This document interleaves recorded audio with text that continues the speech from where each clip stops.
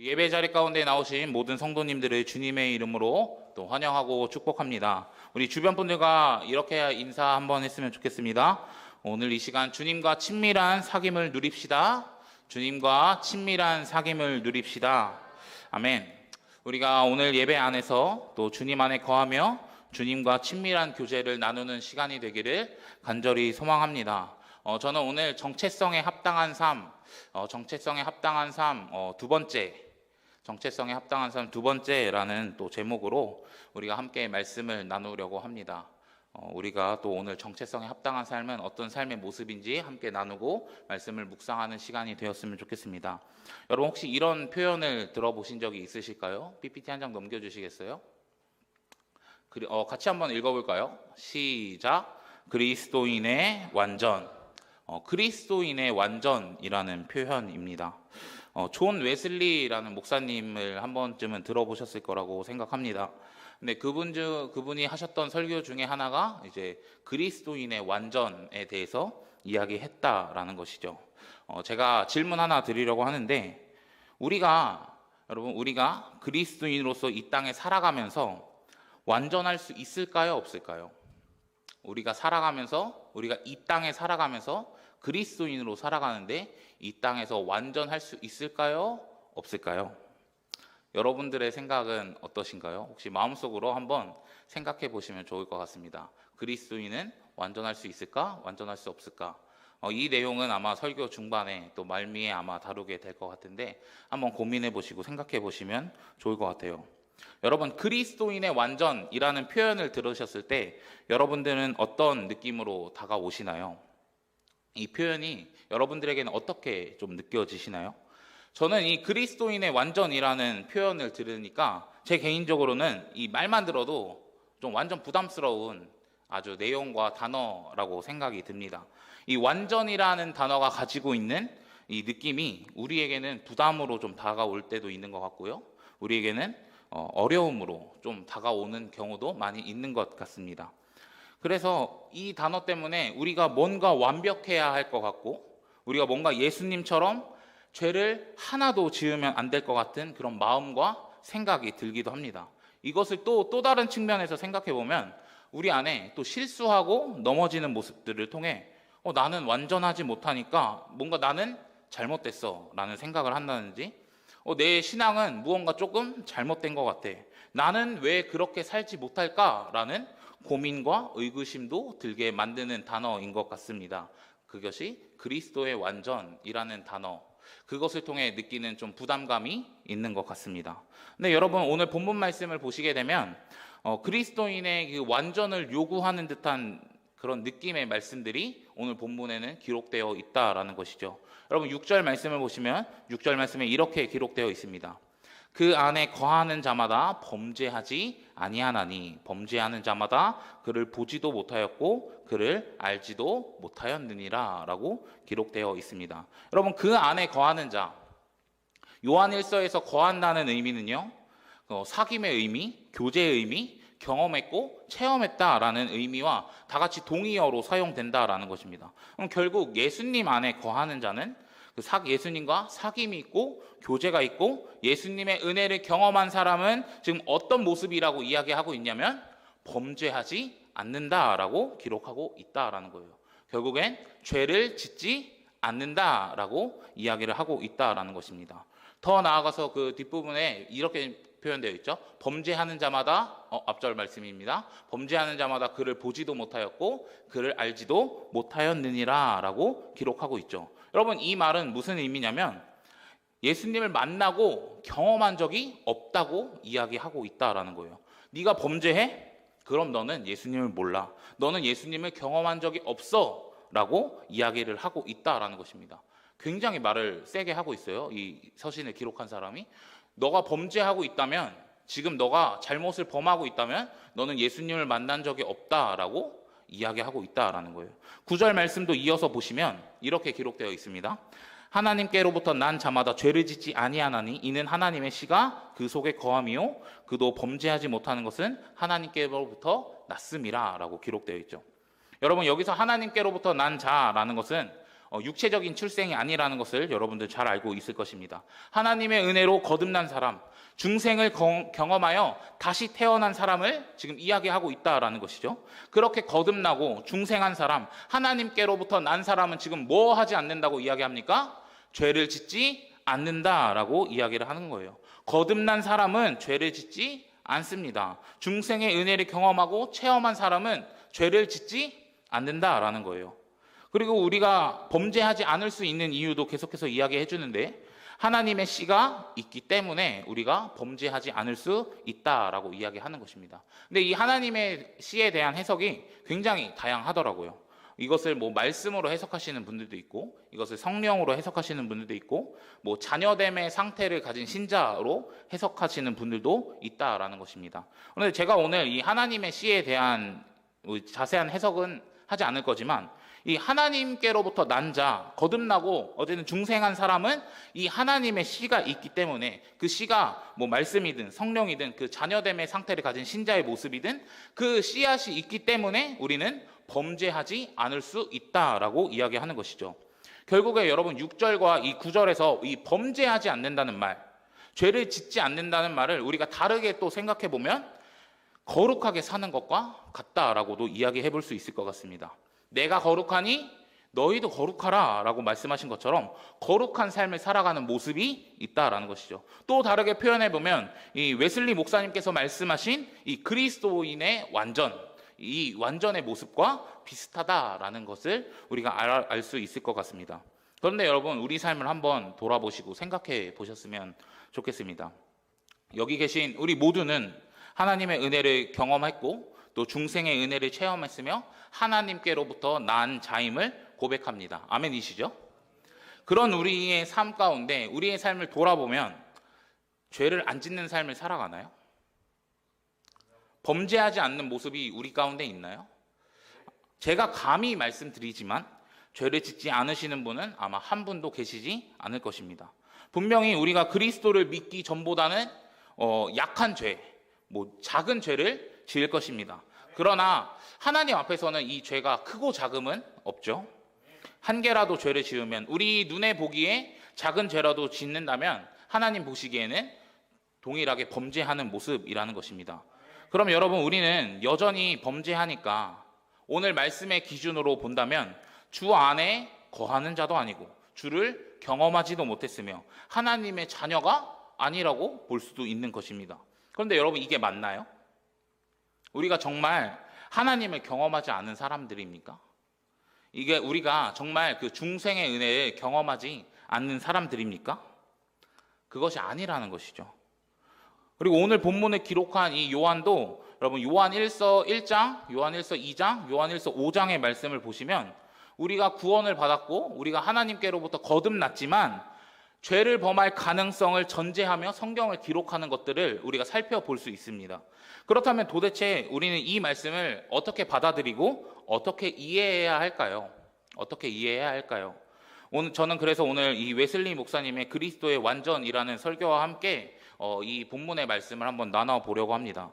여러분 4절 말씀에 보시면 이렇게 기록되어 있습니다. 죄를 짓는 자마다 불법을 행하나니 죄는 불법이라 라고 말이죠.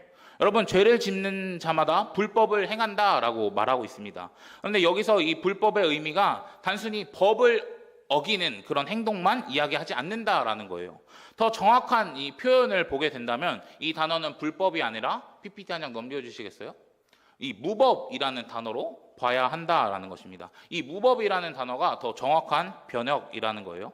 이 무법이라는 단어는 이 법을 어기는 것을 넘어서 가지고 법을 제정하고 또 법을 집행하는 자들과 이 대항하는 것을 이야기한다라는 것입니다.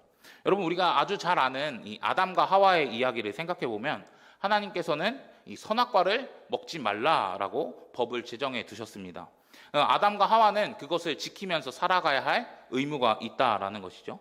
그런데 뱀이 찾아옵니다. 사단이 그들에게 찾아와서 그들을 유혹하고 선악과를 먹게 한다라는 것이죠. 여기서 아담과 하와가 지은 죄는 불순종이라고 말할 수 있을 것입니다. 왜냐하면 그 법을 지키지 않았기 때문이죠. 하지만 단순한 불순종은 아니라는 것입니다. 여러분, 그 아담과 하와의 마음에 어떤 마음이 있었습니까? 그들의 마음에 어떤 모습과 생각이 있었습니까? 나도 하나님처럼 될 거야. 나도 이제 법을 주관하고 제정하는 그런 사람이 될 거야. 하나님을 벗어나서 살 거야 하는 마음이 있었다라는 것입니다. 쉽게 이야기하면 내가 내 삶의 주인이 될 거야 라고 하는 것이죠. 이게 무법이라는 것입니다. 결국에는 하나님을 대항하는 모습, 하나님의 통치와 지배를 거절하고 하나님과 친밀하게 누리고 있는 이 코이노니아의 관계를 거절하는 모습이 이 무법의 모습, 죄를 짓는 자들의 모습이라는 것입니다. 더 나아가서 여러분, 아담과 하와는 이 선악과를 먹음으로써 하나님의 통치에서 벗어나 자기들 마음대로 내가 주인이 되어서 살아가려고 했지만 결국 그것을 통해 누구의 지배 아래에 놓이게 되죠? 사단의 지배 아래에 놓이게 된다라는 것입니다. 마귀의 지배 아래에 놓이게 되는 삶을 살아간다라는 것이죠. 결국에 그들의 끝은 무엇입니까? 사망으로 인도한다라는 것입니다. 그러므로 여러분, 죄를 짓는다는 것은 단순히 율법을 어겼네? 이 정도의 문제가 아니라는 것이죠. 죄를 짓는다는 것은 여러분, 우리의 구원과 연관되는 문제일 뿐만 아니라 이 법을 제정하시는 하나님의 주권에 대한 도전적인 행위이고, 우리가 결국에는 그리스도 편에 설 것인가 아니면 마귀의 편에 설 것인가 하는 아주 중대한 문제를 다루고 있다라는 것입니다. 성도님들, 우리가 죄를 어떻게 여기고 계십니까? 우리가 결코 죄를 가볍게 여기지 않기 소망합니다. 저는 말씀을 이렇게 준비하면서 저의 모습을 돌아보니까 죄 지으면 안 되는데, 또 만약에 죄를 짓고 나면 나 또 넘어졌네? 그냥 이 정도로만 생각하고 제가 여겼던 것 같아요. 그러나 죄를 짓는다는 것이 법을 제정하신 그 하나님을 대적하는 모습이고 하나님과의 관계가 철저하게 끊어진다는 것을 묵상하고 알게 되니까, 그리고 누구의 주권 아래에 있냐 이것이 명확해지니까 제가 죄에 대한 좀 경각심이 생기기 시작하더라고요. 여러분, 죄가 이렇게 무서운 것임을 꼭 기억했으면 좋겠습니다. 그리고 여러분들이 죄에 대한 이 경각심을 가지셨으면 좋겠습니다.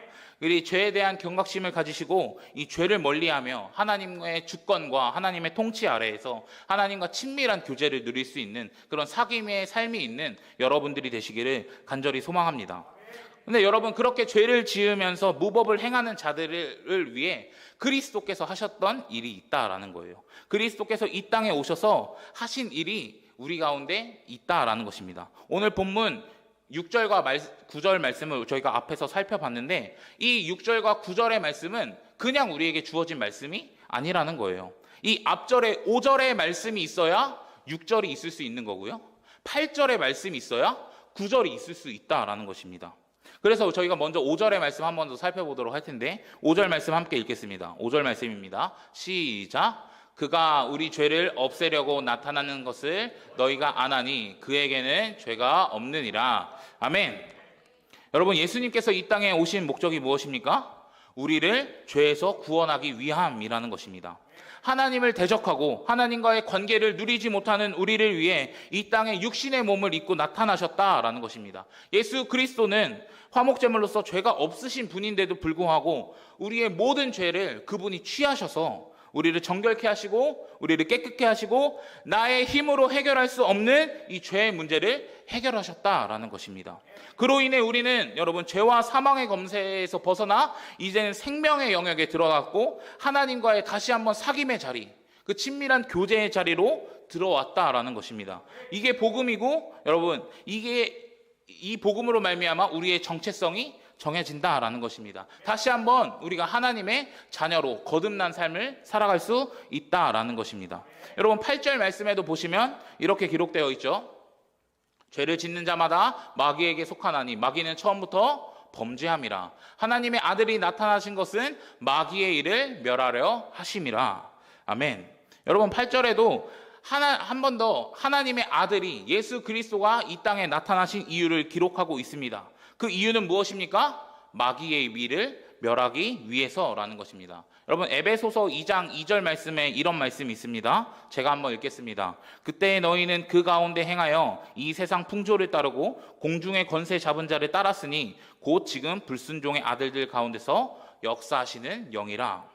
여러분, 우리가 예수님이 이 땅에 나타나시기 이전에, 우리가 복음의 사건을 믿기 이전에는 어떻게 살아갔던 것이죠? 공중의 권세 잡은 자를 따라 살아갔다라는 것입니다. 사단 마귀의 지배 아래 그들의 통치하에 놓이며 그들과 똑같이 하나님을 대적하고 하나님을 거절하면서 살아갔던 모습이 우리의 모습이라는 것입니다. 그런데 이제는 예수님께서 나타나셨다라는 것이죠. 그리고 십자가에서 죽으심으로 말미암아 그리고 부활하심으로 말미암아 모든 마귀의 일을 멸하셨다라는 것입니다. 그 사망 권세를 깨뜨리시고 이 사단의 계획을 철저하게 밟으시고 멸하심으로 말미암아 승리하셨다라는 것입니다. 이것이 복음이라는 것입니다. 아멘이십니까? 여러분, 이것이 복음의 사건입니다. 이 5절과 이 8절의 말씀은 이 복음의 핵심을 보여주고 있다라는 것이죠. 이로 인해 우리는 구원을 받았고요, 죄와 이 사망의 영역에서 벗어나 의와 생명의 영역에 있게 되고 마귀의 지배 아래에 있는 것이 아니라 하나님의 통치와 하나님의 지배 아래서 그 하나님과 친밀한 사귐과 교제를 누리면서 살아간다라는 것입니다. 우리가 그렇게 된 존재임을 여러분 굳게 믿으시길 간절히 소망합니다. 이것이 예수님께서 하신 일입니다. 그리고 이것이 우리의 정체성입니다. 복음으로 하나님의 자녀가 되었다라는 것이죠. 그리고 이 복음의 사건이 있음으로 말미암아 우리가 6절과 9절의 말씀을 이야기할 수 있다라는 것입니다. 그럼 여러분, 아까도 말씀드렸다시피 분명히 우리는 이제 사단의 영역에서 이 생명의 영역으로 하나님의 영역 안으로 넘어왔지만 분명히 죄에서 해방되었지만 여전히 죄를 짓는 모습이 우리 안에 있다라는 거예요. 여전히 죄를 짓는 모습이 우리 안에 있습니다. 그럼 우리는 이 딜레마를 어떻게 이해하면 좋을까요? 그래서 존 웨슬리 목사님은 이 그리스도인의 완전이라는 설교에서 이 두 가지 영역을 다 이야기합니다. 우리가 완전을 이룰 수 없는 측면도 이야기하고요, 완전을 이룰 수 있는 측면도 이야기합니다. 이 설교집 책을 보면 이런 표현이 있습니다. 그리스도인의 완전이란 어떤 사람이 생각하듯이 무지도 없고 실수도 없고 연약성도 없고 유혹도 없는 것을 말하는 것이 아닙니다 라고 이야기하죠. 그러면 결국엔 우리가 구원받았지만 어떤 것도 있는 것입니까? 우리가 구원받았지만 무지도 있고요, 우리가 구원받았지만 실수도 있고요, 우리가 구원받았지만 연약성도 있다라는 것입니다. 그러니까 우리는 사는 날 동안에 이 불완전의 요소를 가지고 있기 때문에 완전을 이룰 수 없다고도 이야기를 한다라는 것입니다. 그렇지만 또 반대로 완전할 수도 있다라고 이야기하죠. 간단하게 얘기하면 우리에게 복음이 임했기 때문에 그 완전이 가능하다라는 것입니다. 예수 그리스도가 이 땅에 오시고 우리의 죄를 담당하시고 우리의 과거, 현재, 미래의 모든 죄에서 우리를 구원하셨기 때문에 우리를 의인이라고 죄 없는 자로 칭하여 주셨기 때문에 그리스도인은 죄를 범하지 않을 만큼 완전하다라고 이야기한다라는 것입니다.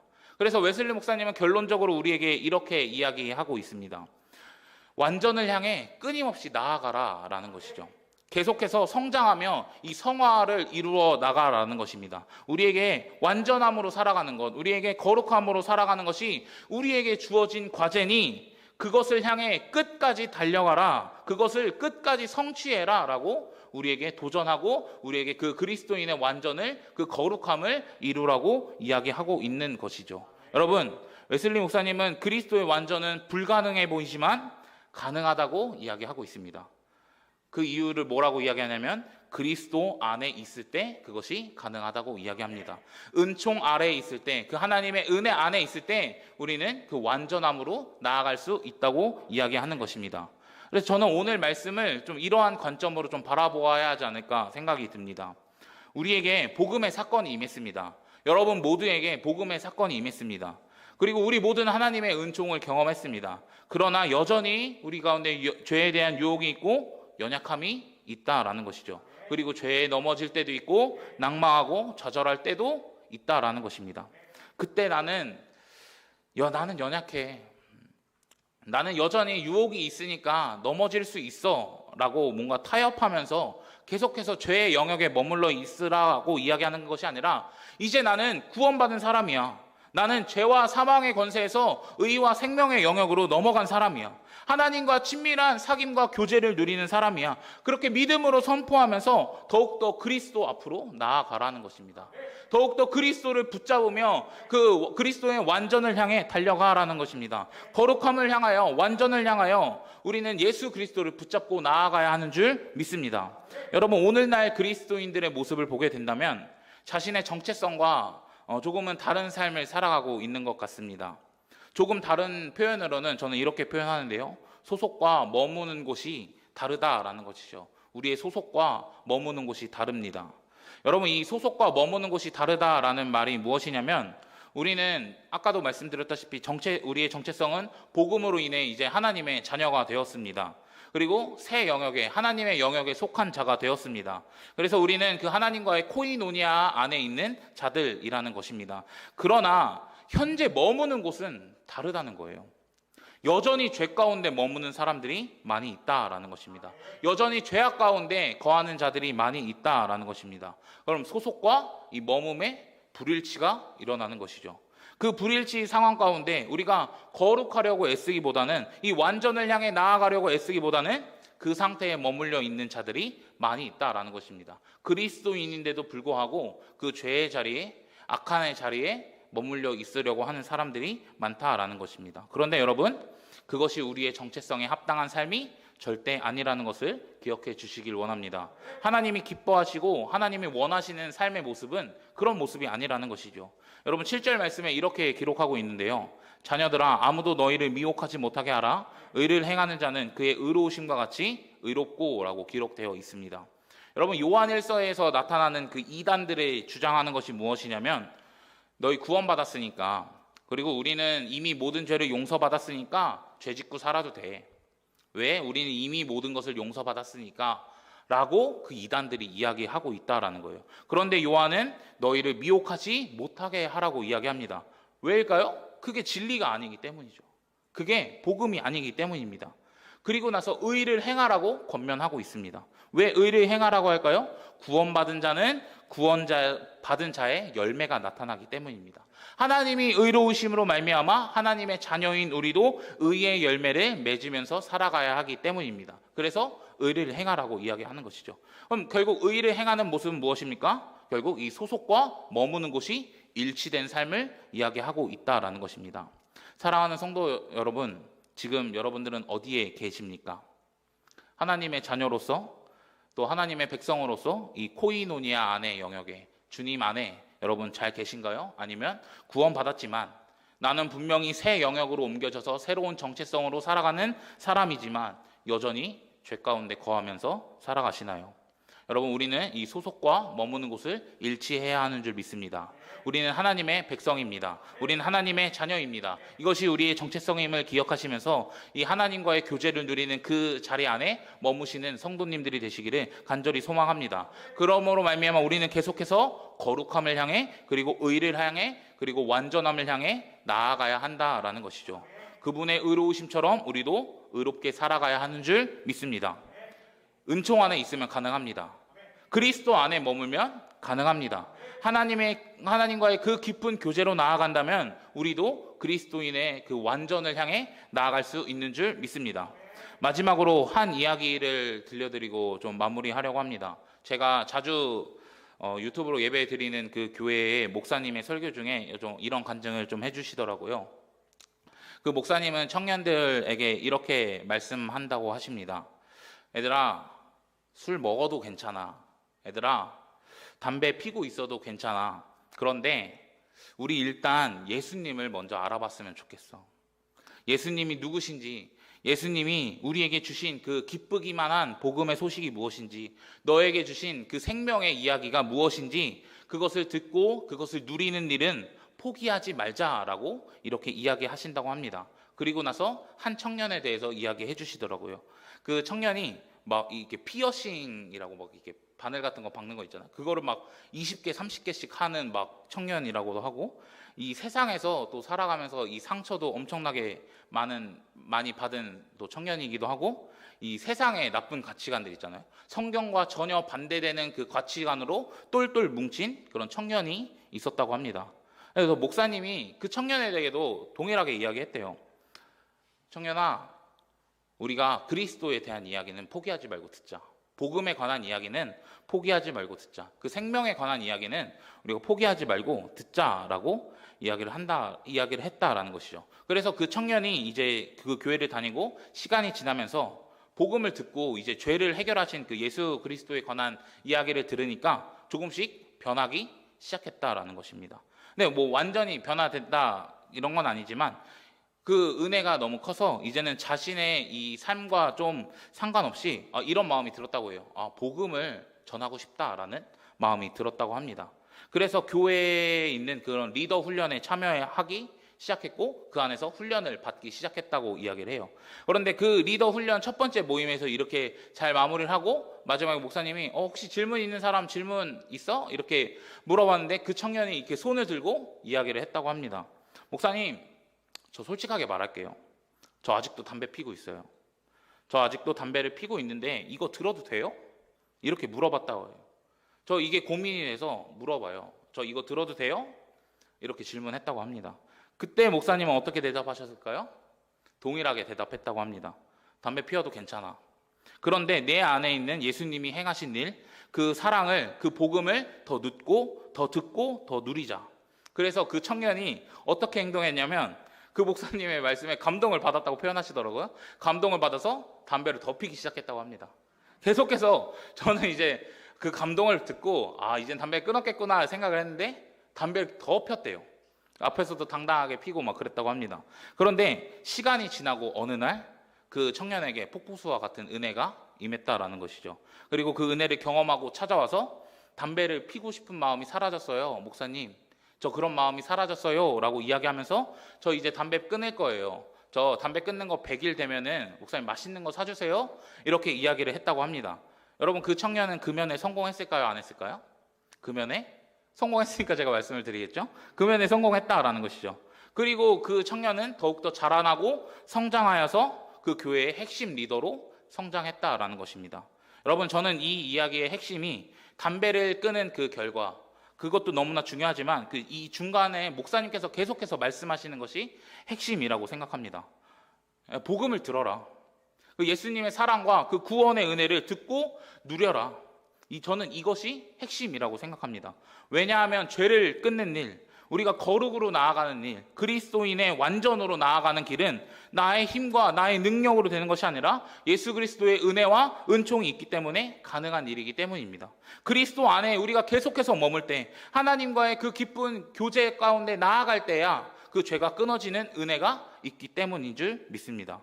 여러분, 사랑하는 여러분, 우리가 정체성에 합당한 삶을 살아가기를 간절히 소망합니다. 하나님의 자녀로서 여전히 죄짓고 여전히 그 안에서 허우적대는 삶이 아니라 이제는 죄를 끊어내고 죄를 멀리하며 거룩한 삶을 살아가는 우리 모두가 되기를 간절히 소망합니다. 여전히 우리가 이 땅을 살아가는 가운데는 여전히 유혹도 있고요. 여전히 불완전의 요소들이 너무나 많이 있습니다. 그런데도 거룩하게 살아가는 것이, 또 우리에게 완전하게 살아가는 것이 우리에게 주어진 사명과 과제이오니 우리가 그 길을 향해 나아갔으면 좋겠습니다. 5절과 8절에 그 복음의 말씀, 그 승리의 복음의 말씀이 있기 때문에 그 삶이 가능한 줄 믿습니다. 그 말씀 붙들고 여러분, 죄에서 승리하시는 여러분들이 되기를 간절히 소망합니다. 온전한 삶으로 그 완전을 향해, 그 거룩하심을 향해 나아가는 성도님들이 되시기를 주님의 이름으로 간절히 소망하고 축복합니다.